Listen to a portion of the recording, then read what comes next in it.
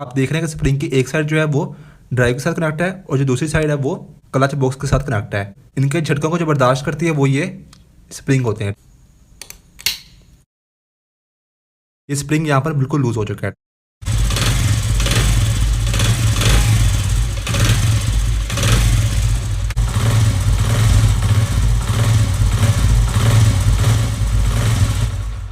अस्सलाम वालेकुम गाइस, मेरा नाम है तैयब अजीज़ और आप देख रहे हैं स्टडी ऑफ बाइक्स। इस बाइक में एक प्रॉब्लम आ रही है कि जैसे इसका हम क्लच पकड़ के रेस को देते हैं तो इसके अंदर से एक अजीब सी आवाज़ आती है, जैसे कि इसका जो कनेक्टिंग रॉड है वो ख़राब हो या क्लच बॉक्स ख़राब हो। अब जब भी ऐसी आवाज़ आती है तो बहुत सारे लोग क्या करते हैं कि अपनी बाइक को खोलते हैं और पूरे का पूरा जो क्लच बॉक्स होता है उसको चीज़ों समेत वो चेंज कर देते हैं।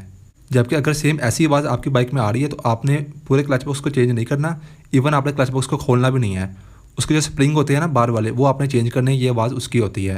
अब सबसे पहले मैं आपको आवाज़ चेक कराता हूँ और बताता हूँ कि जो स्प्रिंग होते हैं ये कितने ज़्यादा यहाँ पर अहमियत रखते हैं कि जो अगर ख़राब हो तो आपकी बाइक का कितना बड़ा मसला हो सकता है। पहले आप इसकी नॉइज़ को चेक करें।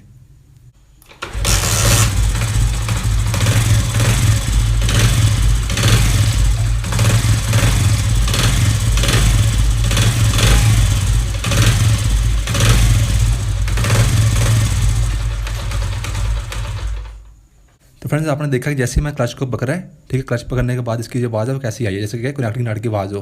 जब ये आवाज़ आए तो आप इसको जो क्लच साइड होती है ना खोल के आप स्प्रिंग चेंज कर दें।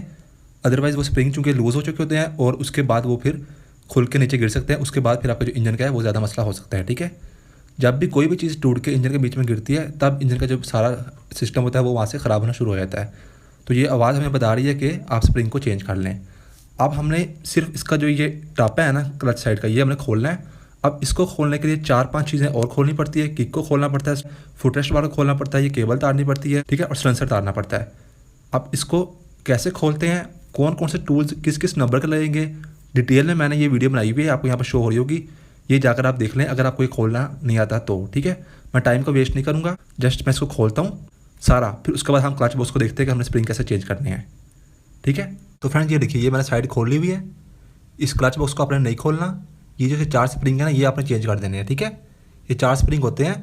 ये जो ब्लैक कलर का ये वाला पार्ट है ना, ये वाला, ये इसकी क्लच ड्राइव होती है अंदर पूरी, जो कि काफ़ी वजनी होती है, और ये इसका पूरा कटोरा होता है। ठीक है, अब जो इसके अंदर क्लच ड्राइव होती है ना वो, और ये क्लच बॉक्स, इनके झटकों को जो बर्दाश्त करती है वो ये स्प्रिंग होते हैं। ठीक है, आप देख रहे हैं कि स्प्रिंग की एक साइड जो है वो ड्राइव के साथ कनेक्ट है और जो दूसरी साइड है वो क्लच बॉक्स के साथ कनेक्ट है। चलिए अब हम इसको खोल लेते हैं। अच्छा, आपने अगर पूरे क्लच बॉक्स को नहीं ना खोलना तो फिर आपने चेंज करने हैं। तो उसका जो तरीका क्या होता है कि आपने एक पिछला निकालना है, फिर एक नया डालना है, फिर एक पिछला निकालना है, फिर नया डालना है। इस तरीके से आपने करने हैं। ऐसा नहीं कि आपने सारे जो है एक दफ़ा खोल लिए फिर सारे आपने डाल दिए, वो फिर सेटिंग इसकी आउट हो जाएगी। तो ये मेरे पास 4 स्प्रिंग है इस वक्त।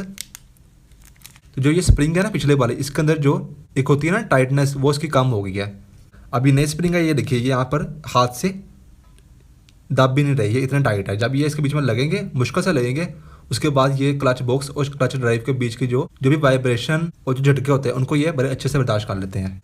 तो फ्रेंड्स, अब आपको यहाँ पर कोई भी प्लास और एक छुरी चाहिए होगी। ठीक है, निकालना कैसे है वो मैं आपको बताता हूँ। अगर आपने गलती की तो ये अंदर गिर जाएगा। ठीक है, उससे फिर प्रॉब्लम होगी। कोई भी इस तरह की चीज़ लेनी है और जो स्प्रिंग है ना उसको आपने इस तरीके से बाहर की तरफ रखना है ताकि ये बाहर गिरे, अंदर की तरफ ना जाए। उसके बाद कोई भी नुकीली चीज़ लेकर आप ऐसे करेंगे तो ये बाहर को आ जाएगा। ठीक है, तो ये देखिए स्प्रिंग बाहर को आ गया।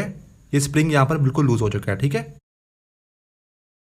अभी नया स्प्रिंग लेना है। इसको अपने पहले इसके सुराख में डाल देना है, उसके बाद फ्लैट स्क्रू ड्राइवर लेकर आपने इसको दबाना है और ये इस झरी में आ जाएगा। तो ये इसमें इस जगह से बैठ जाएगा। ठीक है, एक मैंने चेंज किया, आपने ये सारे चेंज करने हैं। ठीक है, अब ये देखिए, ये पुराने वाला है ना, इसके यहाँ पर ये कितनी ज़्यादा देखिए लूजिंग है, और ये नए वाला जो है ये देखिए बिल्कुल इसकी लूजिंग नहीं है इसके अंदर। ठीक है, क्योंकि ये टाइट करके लगे हुए हैं। अब मैं इनको चेंज करता हूँ सबको, फिर बंद करता हूँ, फिर अगर उसके बाद चेक कराता हूँ। तो फ्रेंड्स, सारे जो पार्ट्स हैं वो मैंने यहाँ पर लगा दिए। अब हम करते हैं बाइक को स्टार्ट और चेक करते हैं क्लच दबाने पर ये आवाज़ आती है कि नहीं आती है। ठीक है,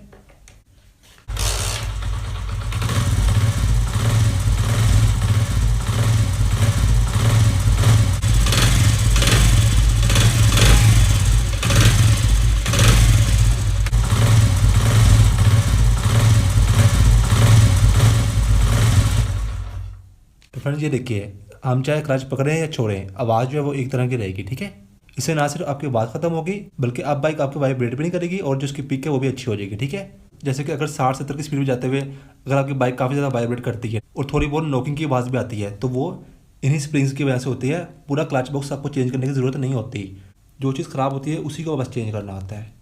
तो बस फ्रेंड, ये थी आज की वीडियो। मेरा नाम है तैयब अजीज़। आई होप आपकी वीडियो अच्छी लगी होगी। थैंक्स एंड अल्लाह हाफिज़।